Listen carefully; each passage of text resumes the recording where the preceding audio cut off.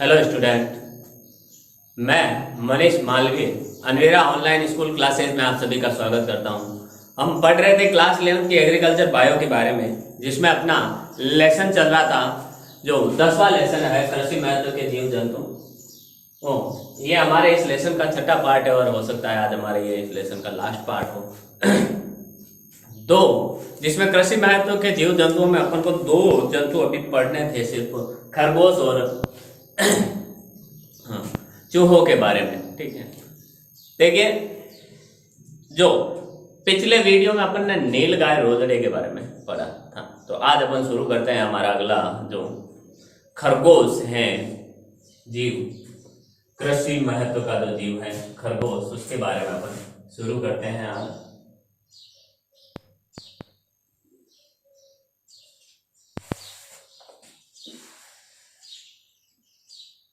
खरगोश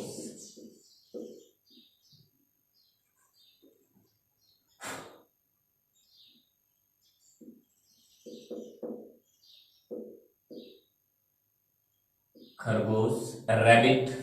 देखिए खरगोश कोर्डेटा संघ और उपसंघ वर्टिब्रेटा। कोर्डेटा संघ कौन सा है इसका? कोर्डेटा। उपसंघ वर्टिब्रेटा। उपसंघ वर्टिब्रेटा। ठीक है, वर्ग है मैमेलिया, इसका वर्ग है मैमेलिया। वर्ग मैमेलिया।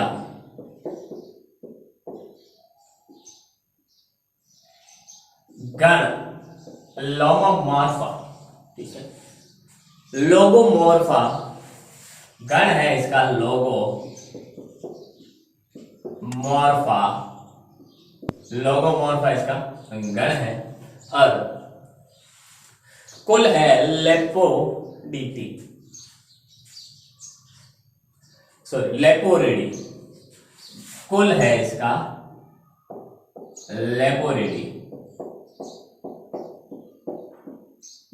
लेपोरिडी, ठीक है, कुल है लेपोरिडी। ठीक है, ये एक शाकाहारी जीव है।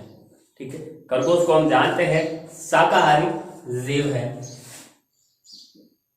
यह एक शाकाहारी जीव है। यह एक शाकाहारी जीव है। ठीक है, ये मांस, ऊन, खाल के लिए इसका पालन करते हैं। मांस, ऊन, खाल के लिए इसका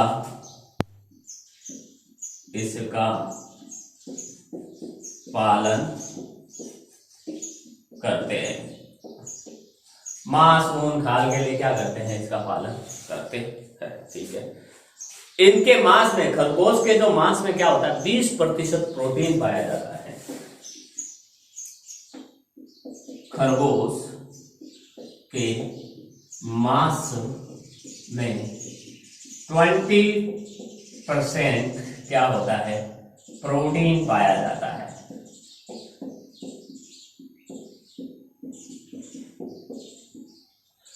कितने परसेंट? 20% प्रोटीन पाया जाता है। भारत में 1960 से इसका पालन शुरू किया गया था। पालन के कार्यक्रम शुरू किए गए थे भारत के अंदर। खरगोश पालन के कार्यक्रम कब शुरू किए? 1960 में। भारत में 1960 से इसके पालन कार्यक्रम शुरू किए गए। पालन के कार्यक्रम इसके शुरू किए गए थे। ठीक है, इसकी उच्च जनन क्षमता और अधिक भोज्य पदार्थ रूपांतरण इसकी खास विशेषता है।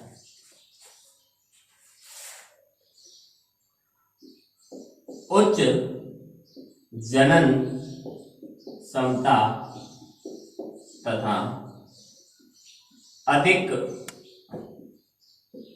भोज्य पदार्थ रूपांतरण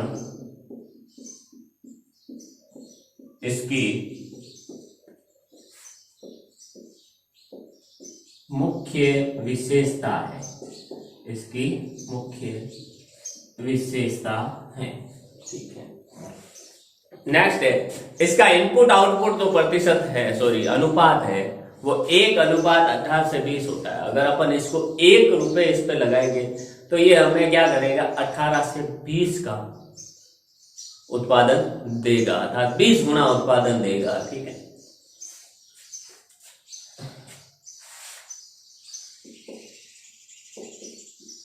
इसका इनपुट आउटपुट अनुपात वो कितना है, 1:18 से 20 है, 18 से 20 है। ठीक है, फिर खरगोश पालन के लाभ क्या क्या है वो अपन देखते हैं।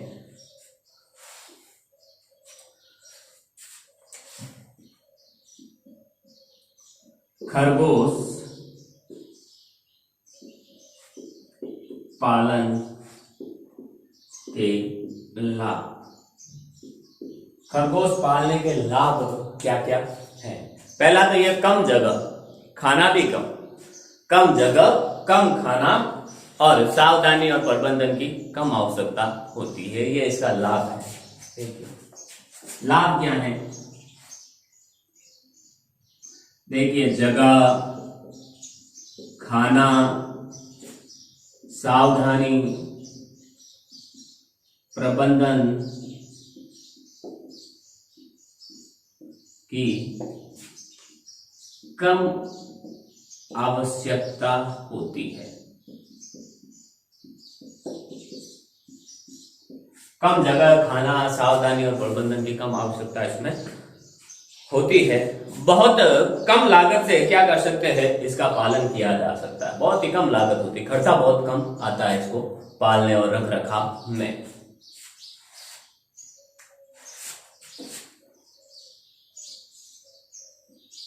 बहुत कम लागत से इसका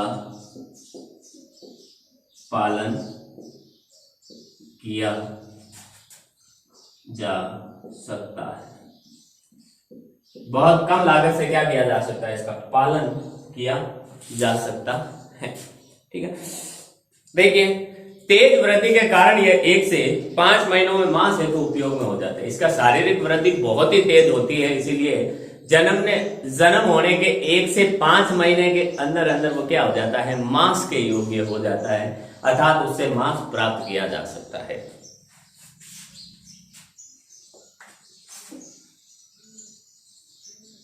तेज वृद्धि के कारण 1 से 5 महीनों में मांस के योग्य हो जाता है, मांस के योग्य हो जाता है।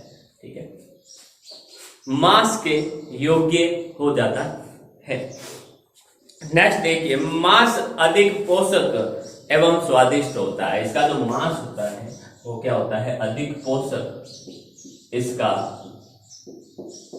मांस अधिक पौष्टिक तथा स्वादिष्ट होता है। इसका मांस अधिक पौष्टिक तथा क्या होता है, स्वादिष्ट होता है। मांस में कोलेस्ट्रॉल की मात्रा कम तथा वसा व प्रोटीन अधिक होता है। कोलेस्ट्रॉल जो फैट बढ़ाने वाले जो पदार्थ होता है वो कम होता है, चर्बी बढ़ाने वाला पदार्थ कम होता है तथा वसा व प्रोटीन ज्यादा होते हैं। इसके मांस में कोलेस्ट्रॉल की मात्रा कम तथा वसा व प्रोटीन की मात्रा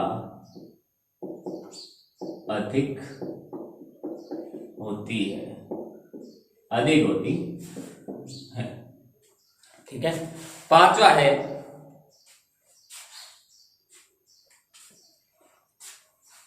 अगला है हमारा, इसकी जो मादा होती है, एक मादा 30 दिन के अंतराल में क्या करती है, 2 से 8 बच्चे पैदा कर सकती है। ठीक है। अर्थात 30 दिन के अंतराल में एक मादा होती है, वो 30 दिन के अंतराल में आज प्रजनन हुआ तो 30 दिन बाद वो क्या 2 से 8 बच्चे तक पैदा कर सकती है। कम से कम 2 और ज्यादा से ज्यादा 8 बच्चे।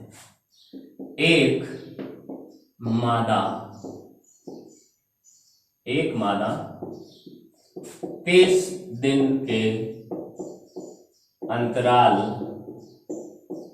में 2 से 8 बच्चे पैदा कर सकती है, 2 से 8 बच्चे। ठीक है। अब इसकी जातियां कौन कौन सी है जो पालन के लिए योग्य है, पाली जाती हैं, प्रजातियां कौन कौन सी है जो पालने के लिए योग्य होती हैं। देखिए, white jet, grey jet, white jet, grey jet, paint या जेट। ठीक है। फिर न्यूजीलैंड व्हाइट, कैलिफोर्निया डच, फिर New Zealand white,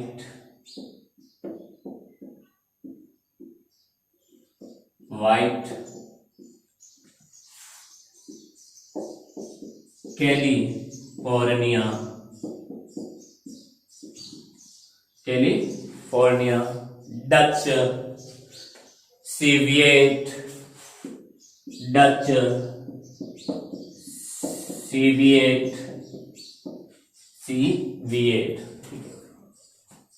सीविएट, chinchilla black brown, chinchilla black brown आदि, ये हमारे क्या होते हैं, प्रजातियां होती हैं। नेक्स्ट है पालने का तरीका क्या है। इनको पालने का तरीका क्या है, पालने का तरीका।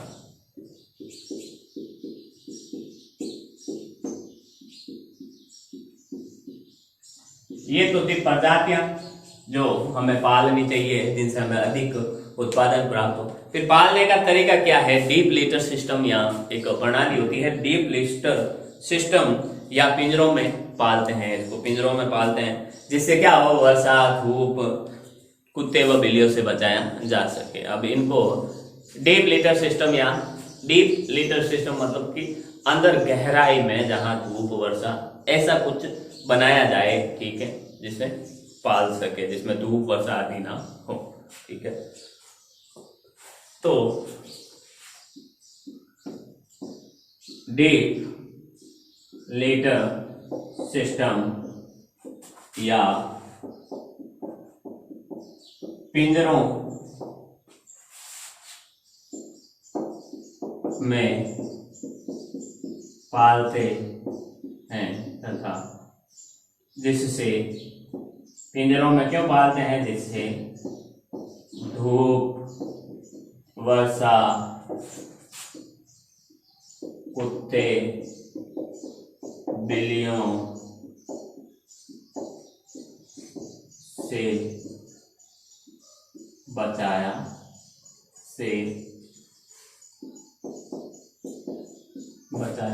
जा सके वैसे। ठीक है। अब इसका प्रजनन क्या होता है प्रजनन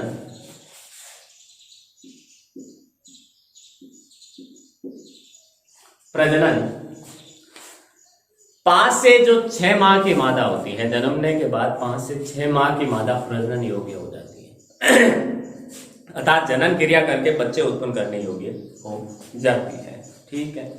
जबकि नर को 1 साल का होने पर प्रजनन योग्य होता है। ठीक है। नर 1 साल के अंदर और मादा 5 से 6 महीने के अंदर क्या हो जाती है, प्रजनन योग्य हो जाती है। मादा 5 से 6 महीने में तथा नर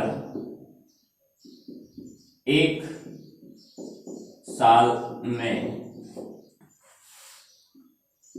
प्रजनन योग्य हो जाती, प्रजनन योग्य हो जाता है। ये तो हो गई हमारे प्रजनन की बात। अब प्रबंधन क्या है? सामान्यतः इसमें किसी भी प्रकार की बीमारी नहीं होती है। प्रबंधन के उपाय, उपचार के उपाय कोई नहीं है इसके, सामान्यतः कोई ज्यादा बीमारी होती ही नहीं है, बिल्कुल बीमार पड़ता ही नहीं है।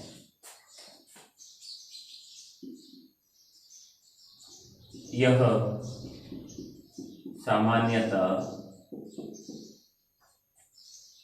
सामान्यतः इसमें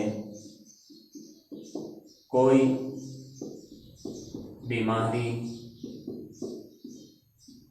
नहीं होती है। सामान्यतः इसमें कोई भी बीमारी नहीं होती है। तो ये था हमारा खरगोश। इसके बाद हम पढ़ते हैं हमारा लास्ट जो जीव है चूहा, उसके बारे में। उससे पहले एक बार आप इसका स्क्रीनशॉट ले अच्छे से।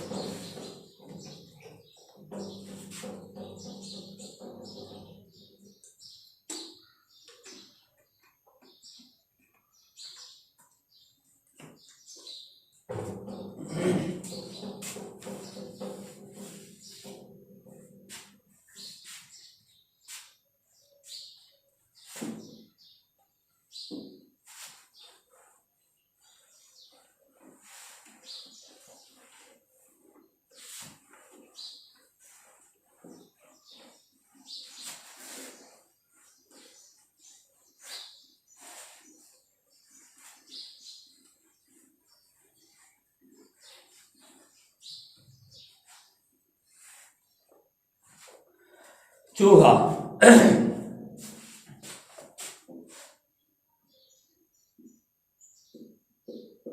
चूहा क्या होता है देखो, गंध, स्वाद और श्रवण के जो इसके संवेदी अंग होते हैं चूहे के, वो उच्च विकसित होते हैं।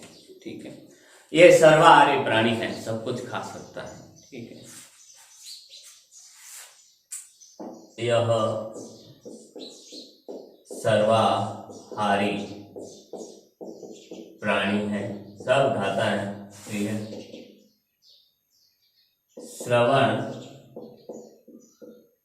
श्रवण, गंध तथा स्वाद के संवेदी अंग उच्च विकसित होते हैं,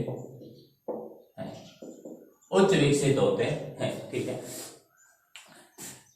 इनका महत्वपूर्ण उपयोग क्या है? जो जीवन उपयोगी औषधियों के परीक्षण के काम आते हैं ये। ठीक है।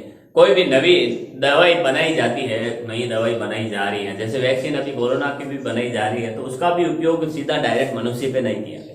सबसे पहले उसका उपयोग कहाँ किया गया? चूहे पर किया जाता है। अर्थात कोई भी दवाई, कोई भी परीक्षण नया बनाया गया तो उसका सबसे पहले टेस्ट किस पे किया जाता है? चूहों पर किया जाता है। यह जीवनोपयोगी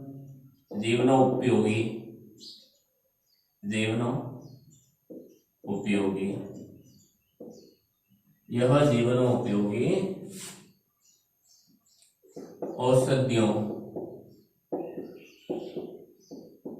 के परीक्षण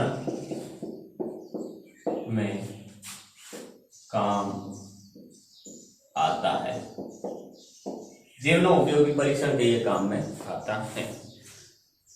यह वास्तविक उपभोग का 20 गुना अनाज अथवा खाद्य पदार्थों को रदनक क्रिया तथा उन्हें प्रदूषित करके क्षति पहुंचाता है। खाता तो कम है, वास्तविक उपभोग जितना ये खाता है उसका तो 20 गुना क्या करता है, ये कुतर के काट के अपने रदनक दांतों द्वारा काट के और उनको संदूषित करके अपने बाल मल मूत्र उसमें मिलाकर क्या करता है, खराब करता है। यह वास्तविक उपभोग का 20 गुना,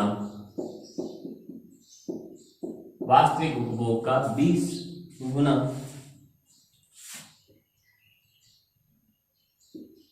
अपनी रदनक क्रिया तथा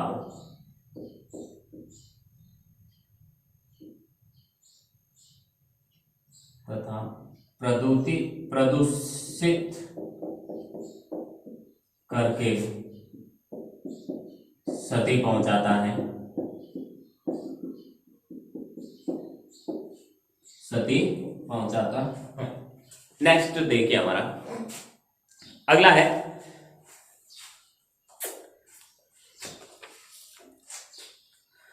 इससे हानियां क्या क्या है। ठीक है, हानियां बहुत सारी है क्योंकि अभी इतने ज्यादा नुकसान है, उपयोगी थोड़ा कम है, बाकी नुकसान इससे ज्यादा है। ठीक है, हानियां क्या क्या है हानियां।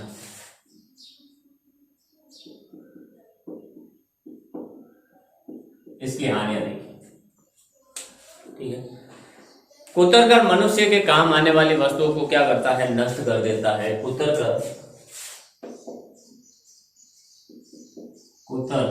कर हमारे काम आने वाली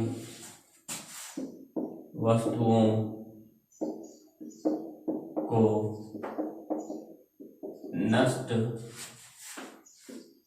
कर देता है, नष्ट कर देता है। ठीक है, कुतर कर काम आने वाली जो वस्तुएं होती है उनको क्या कर देता है, बिल्कुल ये नष्ट कर देता है। ठीक है, बीज को खोद कर खा जाता है, अपन बीज जो भी बोए करते हैं उसको खोद कर खा जाता है। बीज को खोद कर खा जाता है, बीज को खोद कर खा जाता है। और क्या हानि है इसके। ठीक है, खड़ी फसल को जो तो काट कर नष्ट कर देता है, बीजों को तो खोद कर खा जाता है, और जो फसल परिपक्व होकर खड़ी होती है उसको काट कर नष्ट कर देता है। खड़ी फसल को काट कर नष्ट कर देता है, खड़ी फसल को काट कर नष्ट कर देता है। अगला है, ठीक है, आगे मल मूत्र व शरीर के बाल मिलाकर अनुपयोगी कर देता है। जो भी अनाज को खाद्यान्न को, खाद्यान्न का मतलब खाने योग्य अन्न, खाद्यान्न को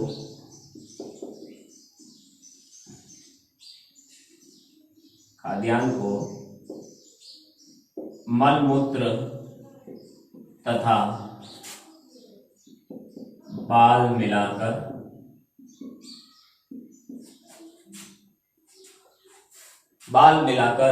अनुपयोगी कर देता है, अनुपयोगी कर देता है,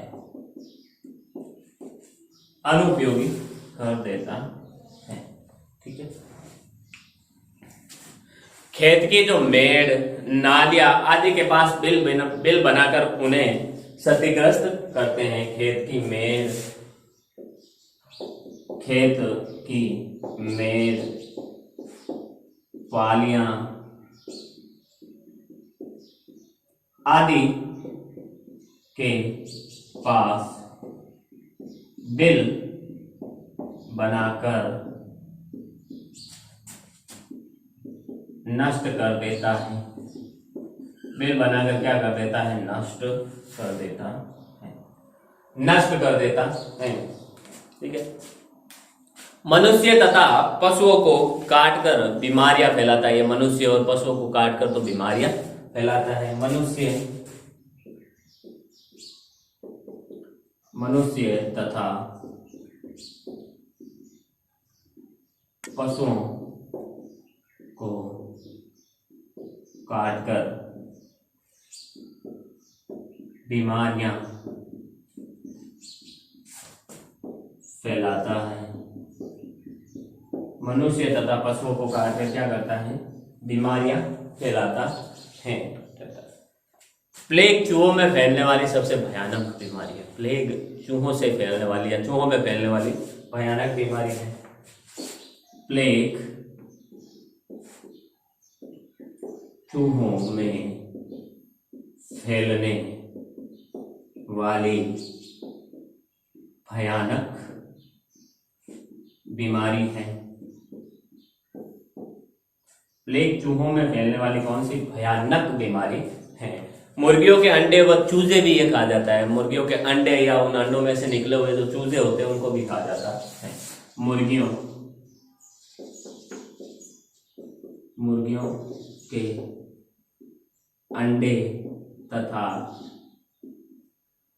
उनसे निकले चूजे को खा जाता है। मुर्गियों के अंडे व चूजों को खा जाता है। अब चूहे दो प्रकार के होते हैं, एक तो घरेलू चूहे और दूसरे होते हैं खेत के चूहे। ठीक है। चूहे दो प्रकार के होते हैं, एक तो घर के अंदर पाए जाने वाले और एक खेत के अंदर पाए जाने वाले चूहे। ठीक है।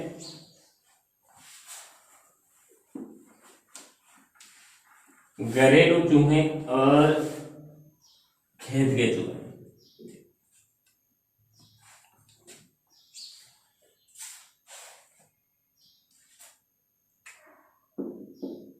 चूहे दो प्रकार के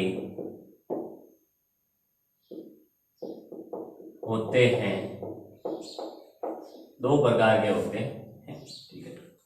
एक तो अपना घरेलू चूहे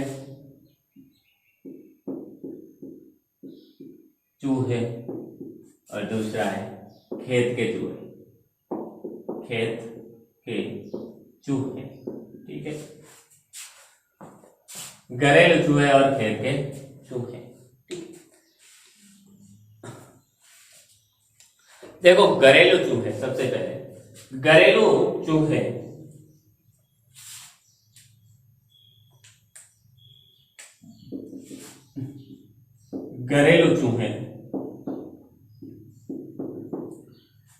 चूहे में देखिए, जो घरेलू या काला चूहा होता है, हमारे घरेलू वो काला चूहा होता है, उसको रेटस कहते हैं वैज्ञानिक नाम।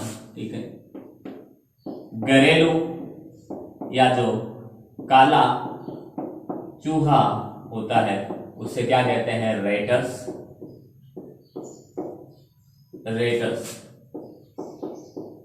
उसको रेटस कहते हैं। ठीक है। अगला है भूरा या पानी का जहाज, भूरा चूहा। ठीक है। चूहों के अलग अलग नाम है घरेलू। भूरा चूहा कहीं पर कहा जाता है, कहीं पर इसे पानी का जहाज कहा जाता है।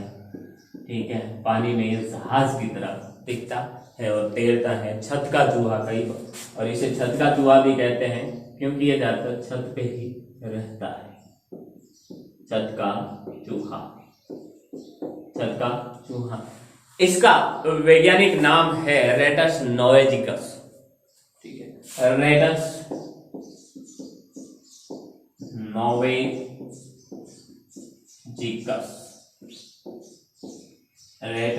नोवेजिकस। ठीक है।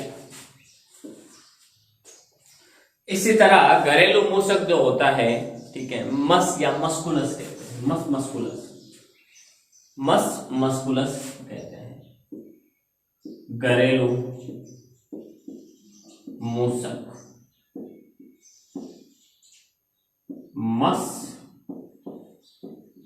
मस्कुलस, मस्कुलस, ठीक है। ये घरेलू चूसक या मूसक होता है, ठीक है। फिर खेत के चूहे, खेत के चूहे क्या होते हैं, देखिए खेत के चूहे, ठीक है। इसमें भारतीय जो जरबेल, या इसमें कौन आता है, भारतीय जरबेल,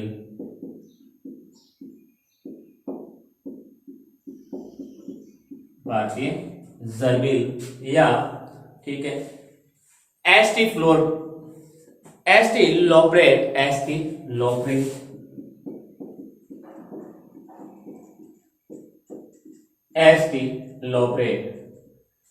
एस्टिलोब्रेट या रेगिस्तानी चूहा जिसे कहते हैं उसे टटेरा इंडिका कहते हैं, या रेगिस्तानी चूहा। इसका वैज्ञानिक नाम क्या क्या क्या है, टटेरा इंडिका। इसका वैज्ञानिक नाम क्या है, टटेरा इंडिका, ठीक है। अगला, ठीक है, इसी तरह बैंडिकूट केट क्या, रेट,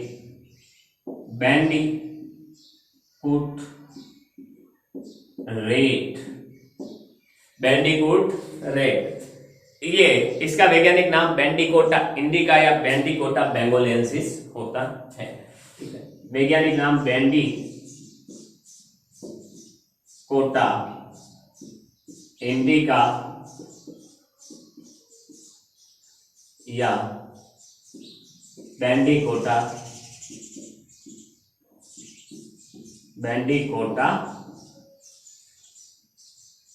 बेंगोलेंसिस होता है, बेंगोलेंसिस होता है,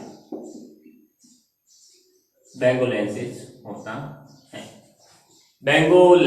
होता है। अब खेत के कुछ अन्य चूहे भी हैं, ठीक है, जिसके बारे में अपन आगे पढ़ते हैं। एक बार स्क्रीनशॉट ले फटाफट इसका।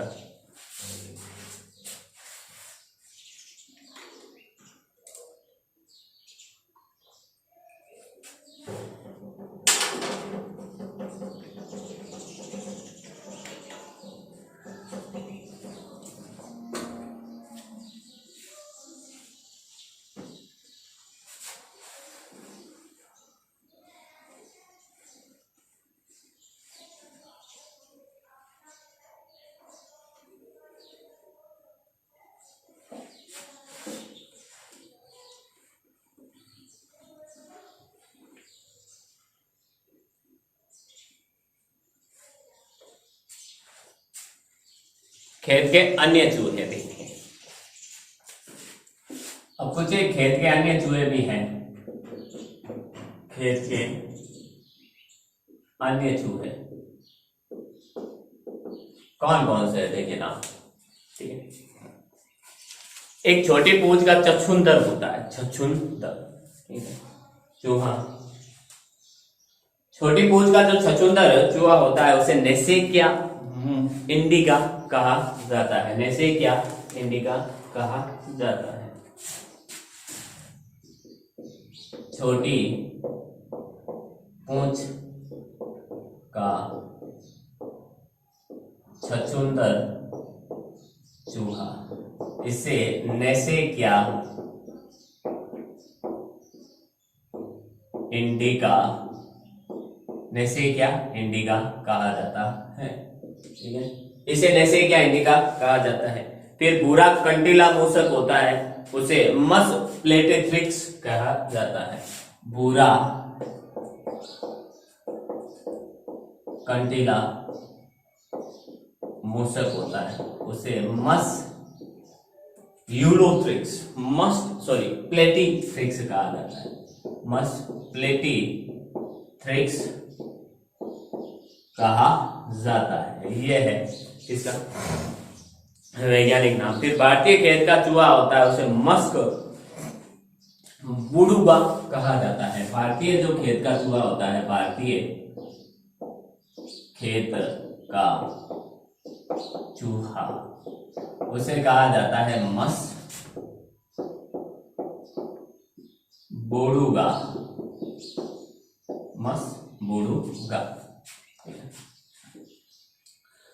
अगला है भारतीय झाड़ी चूहा। भारत की जो झाड़ियों में चूहा पाया जाता है उसे गोलुंडा एलिटोआई कहा जाता है। गोलुंडा एलिटोआई कहा जाता है। भारतीय झाड़ी चूहा, उसे क्या कहा जाता है?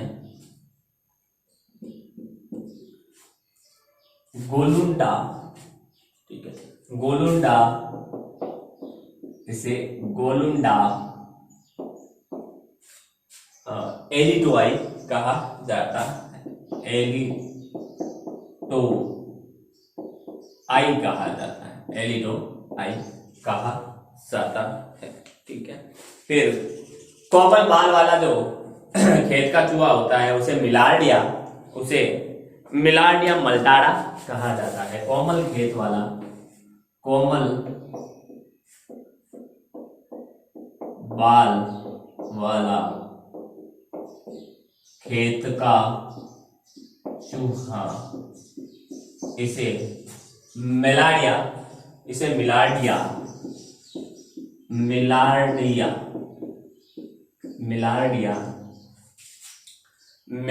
मेल्टारा कहा जाता है। मिलार्डिया मेल्टारा कहा जाता है, ठीक है। एक अनुमान के अनुसार चूहों द्वारा 70 से 80 लाख टन खाद्यान्न प्रतिवर्ष नष्ट किया जाता है, ठीक है। ये तो हो गए इनकी बातें। एक अनुमान के अनुसार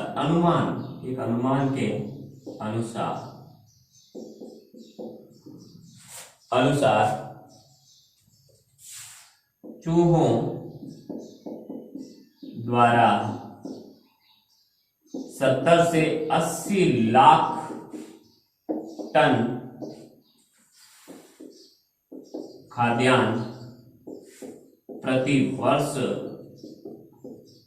नष्ट किया जाता है।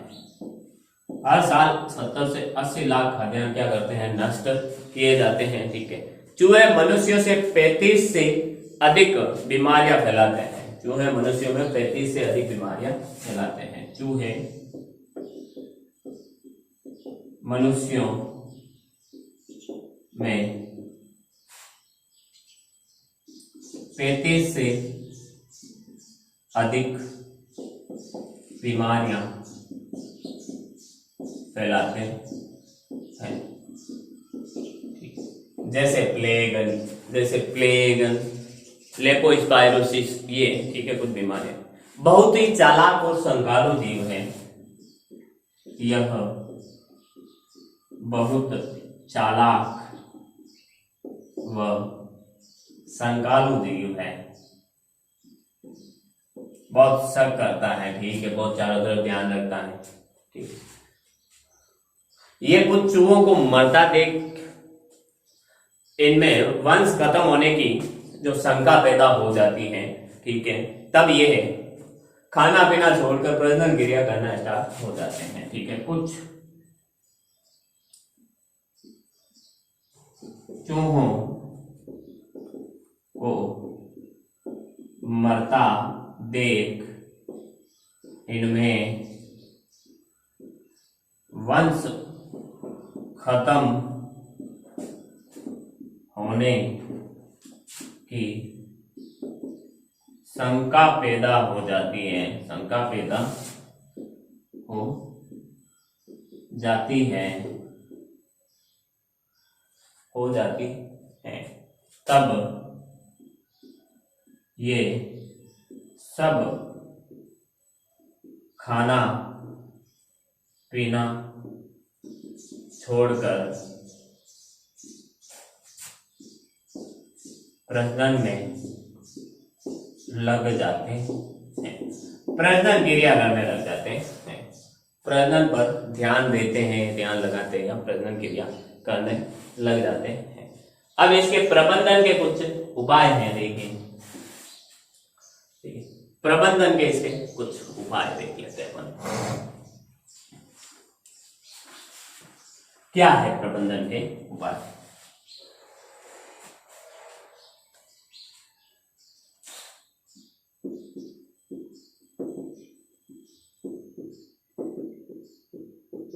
रासायनिक रूप से तो कुछ दवाइयां भी है, ठीक है, कुछ कार्यक्रम चला गया है चूहों के लिए, ठीक है। फिर इसका प्रबंधन के उपाय कुछ है, जैसे गोदाम आबादी से दूर बनाए। अपने जो भी गोदाम होते हैं अनाज के हम बनाते हैं, वो आबादी से क्या हो, दूर बनाई जाए। गोदाम आबादी से दूर बनाए। नींव 3 फुट गहरी व आधार ऊंचा रखना चाहिए, ठीक है। गोदाम आबादी से दूर बनाए। नींव 3 फुट गहरी तथा नींव 3 फुट गहरी तथा आधार ऊंचा बनाए, ठीक है। गोदाम आबादी से दूर हो, नींव गहरी हो और तथा उनका जो आधार हो जमीन से थोड़ा ऊपर की तरफ हो। एकदम जमीन यहाँ पे है तो इसके जस्ट बराबर नहीं, उससे थोड़ा ऊपर होना चाहिए, ठीक है। गोदाम पक्के सीमेंट का बना हो, ठीक है। वह आसपास पानी इकट्ठा भी नहीं होना चाहिए, ठीक है। गोदाम ऐसा बना हो कि एकदम पक्के सीमेंट का बना हो और आसपास क्या हो, पानी इकट्ठा नहीं होना चाहिए, पानी नहीं होना चाहिए। गोदाम पक्के सीमेंट का बना तथा आस पास पानी नहीं भरना चाहिए। आसपास क्या हो, पानी नहीं भरना चाहिए। नेक्स्ट देखिए, रोशनदान व नालियों में 24 गेज की चदर पाली बनी लगी होनी चाहिए। रोशनदान व नालियों में 24 गेज की, तो जो जालियां होती हैं हम बारियों खिड़कियों के आसपास लगाते हैं, ठीक है, वहां पर वो जाली लगी होनी चाहिए जिससे चूहे अंदर ना आ सके, ठीक है। रोशनदान व नालियों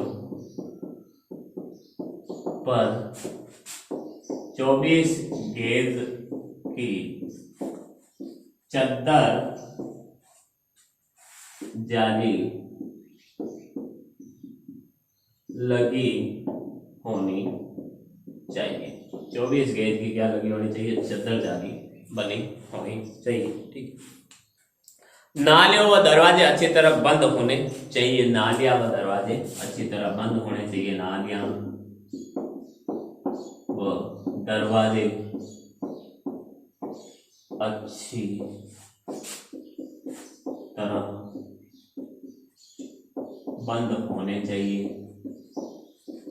अच्छी तरह सब बंद होने चाहिए, ठीक है। 5वां, प्लेटफॉर्म जमीन से 3 फुट ऊंचा होना चाहिए। प्लेटफॉर्म जमीन से 3 फीट ऊंचा होना चाहिए। 3 फीट ऊंचा होना चाहिए। कैसे? अर्थात जमीन यहाँ है तो उससे 3 फीट ऊपर होना चाहिए, ठीक है।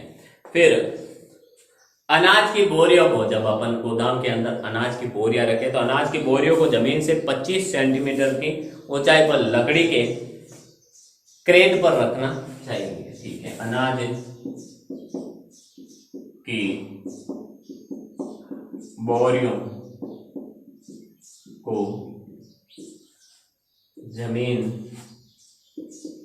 से 3 फीट या 15 सेंटीमीटर ऊंचे 15 सेंटीमीटर ऊंचाई पर लकड़ी के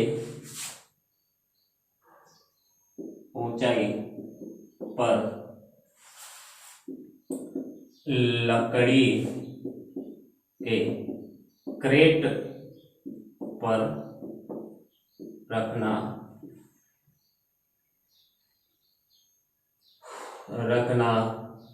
चाहिए। रखना चाहिए भाई, रखना ही चाहिए, इसमें क्या है। ये हमारे चूहों के प्रबंधन के उपाय हो गए। एक बार स्क्रीनशॉट ले आप इसका।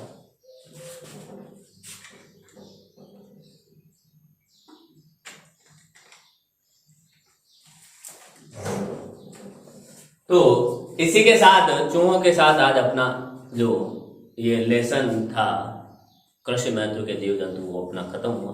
ठीक है, इसके बाद अपन आने वाली क्लास में कुछ और के बारे में पढ़ेंगे। तो मिलते हैं अपन अगली, और इसमें शायद अफीम, गूगल, ये औषधीय महत्व के कुछ पेड़ पौधे भी हैं हमारे। ठीक है, वो भी अपन पढ़ेंगे। तो मिलते हैं अपन अगली क्लास में। तब तक के लिए ऑल द बेस्ट। घर में रहिए, सेफ रहिए, सुरक्षित रहिए, अपना और अपनों का ध्यान रखें, अनावश्यक रूप से बाहर ना घूमें, मास्क का प्रयोग करें, हाथ लगातार अपने कंटिन्यू धोते रहिए। ठीक है, और ऐसे किसी भी पदार्थ का सेवन ना करें जिससे आपको खांसी, जुकाम और बुखार आने की जो संभावना बनी हो। ठीक है, मिलते हैं अगली क्लास में। तब तक के लिए all the best. Thank you.